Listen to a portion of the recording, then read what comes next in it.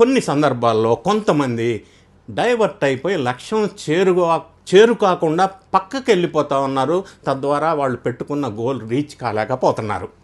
దీన్ని నాకు ఒక గతంలో ఎప్పుడో చాలా కాలం క్రితం పెద్దలు చెప్పిన ఒక చిన్న స్టోరీ గుర్తుకొస్తూ ఉంది. ఎందుకు ఇలా జరుగుతుంది అంటే, కౌపీనం సంరక్షణం అయం పటోటపః, కౌపీనం సంరక్షణం అయం పటోటపః అన్న కథ వల్ల మనకు తెలియవచ్చింది ఏంటంటే, కౌపీనం అంటే గోచి.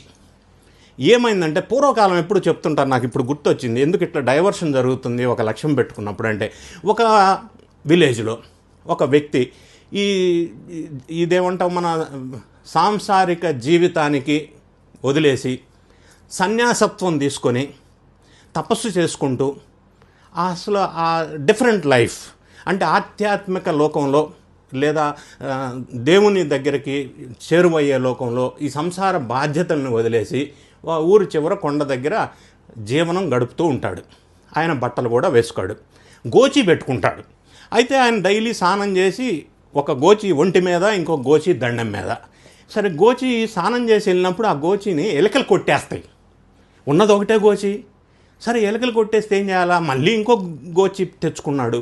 ఇట్లా ఫ్రీక్వెంట్గా జరుగుతూ ఉంటే గోచి ఏంది ఎలుకలు కొట్టేస్తున్నాయి అని ఆలోచన చేస్తే ఇంకొక పెద్ద మనిషి గురువుగారు చెప్తాడు, అరే ఎలుకలు కొడుతున్నాయి కదా, పిల్లిని పెంచుకోరాదు అన్నాడు. సరే, బాగానే ఉందని పిల్లిని తెచ్చుకొని పెంచుకుంటాడు ఆ సన్యాసిగా జీవితం చేస్తున్నటువంటి వ్యక్తి. పిల్లి రోజు ఫుడ్ కావాలి కదా, డైలీ అరుస్తూ ఉంది, గోల పెడతా ఉంది ఫుడ్ కోసం.